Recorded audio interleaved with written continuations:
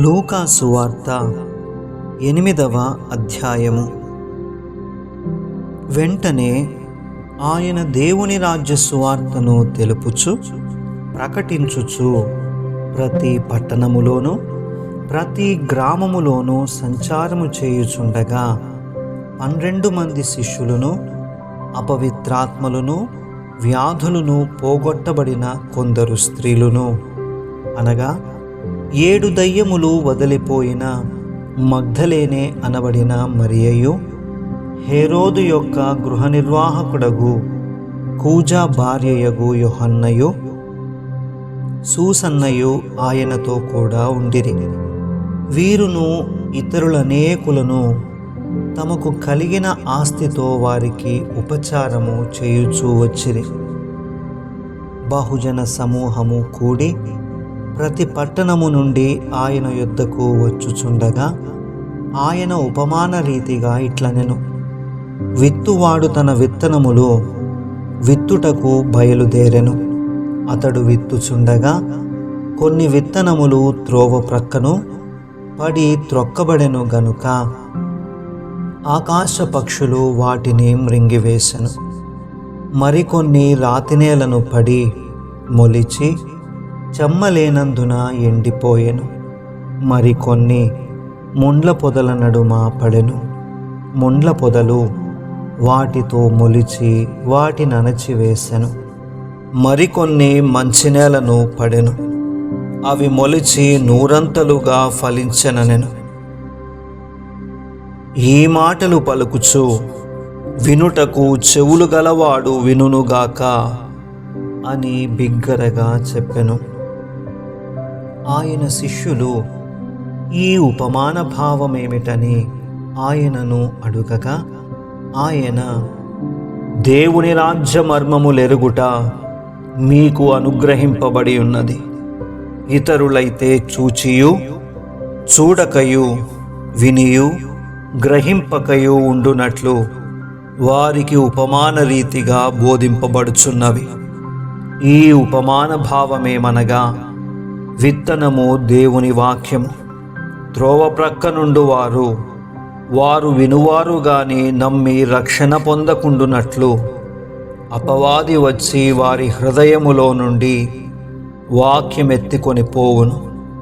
రాతి నేల నుండి వారెవరనగా, వినునప్పుడు వాక్యమును సంతోషముగా అంగీకరించువారు గాని వారికి వేరులేనందున కొంచెము కాలము నమ్మి శోధన కాలమున తొలగిపోవుదురు.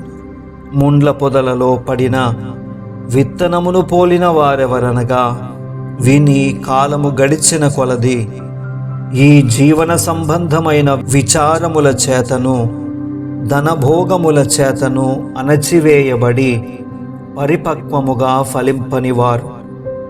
మంచి నేల నుండి విత్తనమును పోలిన వారెవరనగా, యోగ్యమైన మంచి మనస్సుతో వాక్యము విని దానిని అవలంబించి ఓపికతో ఫలించువారు. ఎవడునో దీపము ముట్టించి పాత్రతో కప్పివేయడు, మంచము క్రింద పెట్టడు గాని లోపలికి వచ్చు వారికి వెలుగు అగపడవలెనని దీపస్తంభము మీద దానిని పెట్టును. తేటపరచబడని రహస్యమేదియూ లేదు, తెలియజేయబడకయు బయలు పడకయు నుండు మరుగైనదేదియూ లేదు. కలిగిన వానికి ఇయ్యబడును, లేనివాని యొద్ద నుండి తనకు కలదని అనుకున్నది కూడా తీసివేయబడును గనుక మీరేలాగు వినుచున్నారో చూచుకొనుడని చెప్పెను. ఆయన తల్లియు సహోదరులను ఆయన యొద్దకు వచ్చి జనులు గుంపుగా ఉండుట చేత ఆయన దగ్గరకు రాలేకపోయిరి. అప్పుడు, నీ తల్లియు నీ సహోదరులను నిన్ను చూడగోరి వెలుపల నిలిచియున్నారని ఎవరో ఆయనకు తెలియజేసిరి. అందుకాయన, దేవుని వాక్యము విని దాని ప్రకారము జరిగించు వీరే నా తల్లియు నా సహోదరులని వారితో చెప్పెను. మరి ఒకనాడు ఆయన తన శిష్యులతో కూడా ఒక దోణి ఎక్కి సరస్సు అద్దరికి పోదమని వారితో చెప్పగా వారు ఆ దోణెను త్రోసి బయలుదేరిరి. వారు వెళ్ళుచుండగా ఆయన నిద్రించెను. అంతలో గాలివాన సరస్సు మీదికి వచ్చి దోణె నీళ్లతో నిండినందున వారు అపాయకరమైన స్థితిలో ఉండిరి. గనుక ఆయన యుద్ధకు వచ్చి, ప్రభువా ప్రభువా, నశించిపోవచ్చున్నామని చెప్పి ఆయనను లేపిరి. ఆయన లేచి గాలిని నీటి పొంగును గద్దింపగానే అవి అనగి నిమ్మలమాయెను. అప్పుడాయన, మీ విశ్వాసం ఎక్కడా అని వారితో అనెను. అయితే వారు భయపడి, ఈయన గాలికిని నీళ్లకును ఆజ్ఞాపింపగా అవి లోబడుచున్నవే, ఈయన ఎవరో అని ఒకనితోనొకడు చెప్పుకొని ఆశ్చర్యపడిరి. వారు గలిలయకు ఎదురుగా ఉండు గెరసీనీయుల దేశమునకు వచ్చిరి. ఆయన ఒడ్డున దిగినప్పుడు ఆ ఊరి వాడొకడు ఆయనకు ఎదురుగా వచ్చెను. వాడు దయ్యములు పట్టిన వాడై బహుకాలము నుండి బట్టలు కట్టుకొనక సమాధులలోనే గాని ఇంటిలో ఉండువాడు కాడు. వాడు యేసును చూచి కేకలు వేసి ఆయన ఎదుట సాగిలపడి, యేసు, సర్వోన్నతుడైన దేవుని కుమారుడా, నాతో నీకేమి? నన్ను బాధపరచుకుమని నిన్ను వేడుకొనుచున్నాను అని కేకలు వేసి చెప్పెను. ఏలయనగా ఆయన ఆ మనుష్యుని విడిచి వెలుపలికి రమ్మని ఆ అపవిత్రాత్మకు ఆజ్ఞాపించెను. అది అనేక పర్యాయములు వానిని పట్టుచూ వచ్చెను గనుక వానిని గొలుసులతోనూ కాలి సంకెళ్లతోనూ కట్టి కావలయందుంచిరి. గాని వాడు బంధకములను తెంపగా దయ్యము వానిని అడవిలోనికి తరుముకొని పోయెను. యేసు, నీ పేరేమని వానినడుగగా చాలా దయ్యములు వానిలో చొచ్చియుండెను కనుక వాడు తన పేరు సేన అని చెప్పి పాతాళములోనికి పోవుటకు తమకు ఆజ్ఞాపింపవద్దని ఆయనను వేడుకొనెను. అక్కడ విస్తారమైన పందుల మంద కొండ మీద మేయుచుండెను గనుక వాటిలో చొచ్చుటకు తమకు సెలవిమ్మని ఆయనను వేడుకొనగా ఆయన సెలవిచ్చెను. అప్పుడు దయ్యములు ఆ మనుష్యుని విడిచిపోయి పందులలో చొచ్చెను గనుక ఆ మంద ప్రపాతము నుండి సరస్సులోనికి వడిగా పరుగెత్తి ఊపిరి తిరుగక చచ్చెను. మేపుచున్నవారు జరిగిన దానిని చూచి పారిపోయి ఆ పట్టణములోనూ గ్రామములలోనూ ఆ సంగతి తెలియజేసిరి. జనులు జరిగిన దానిని చూడవెళ్ళి యేసునొద్దకు వచ్చి, దయ్యములు వదిలిపోయిన మనుష్యుడు బట్టలు కట్టుకొని స్వస్థచిత్తుడై యేసు పాదముల యొద్ద కూర్చుండుట చూచి భయపడిరి. అది చూచిన వారు దయ్యములు పట్టిన వాడేలాగు స్వస్థత పొందెనో జనులకు తెలియజేయగా, గెరసీనీయుల ప్రాంతములలో నుండి జనులందరూ బహుభయాక్రాంతులైరి కనుక తమ్మును విడిచిపొమ్మని ఆయనను వేడుకొనిరి.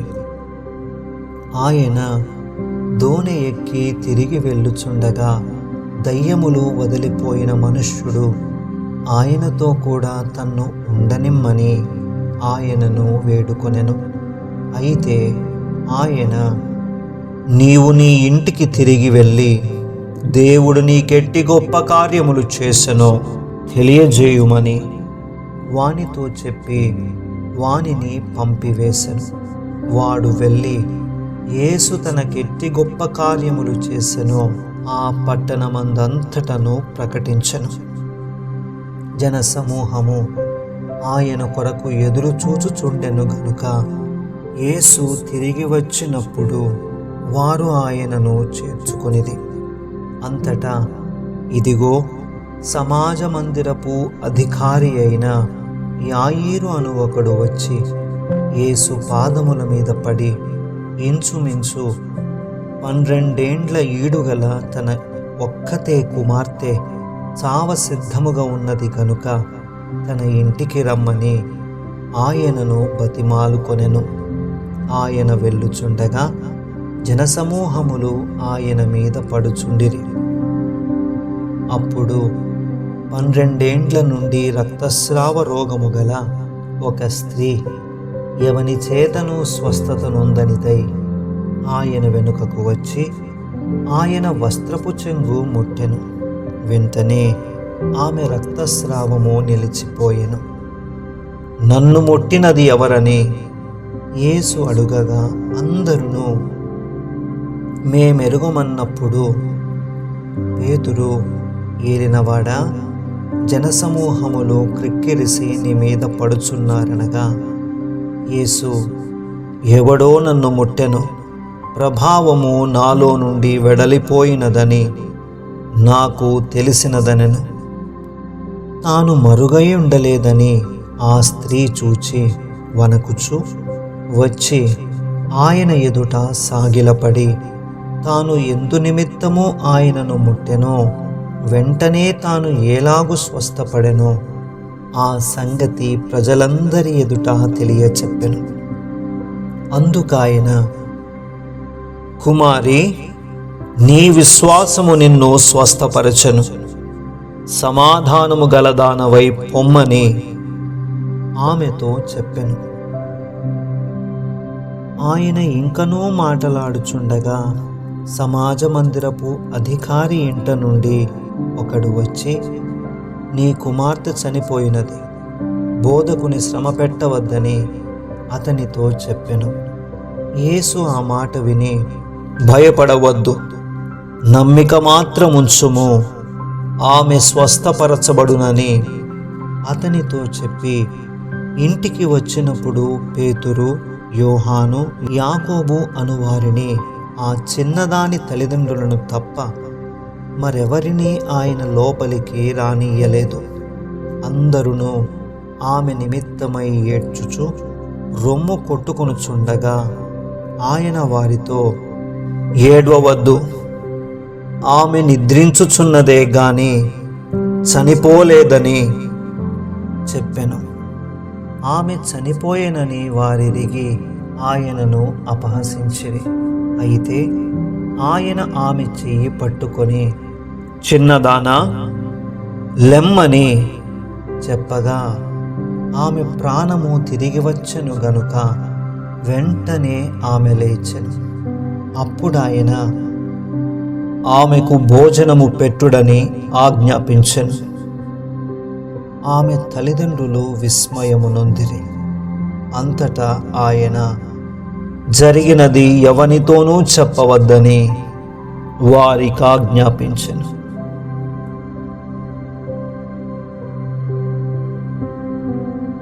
ఆమేన్.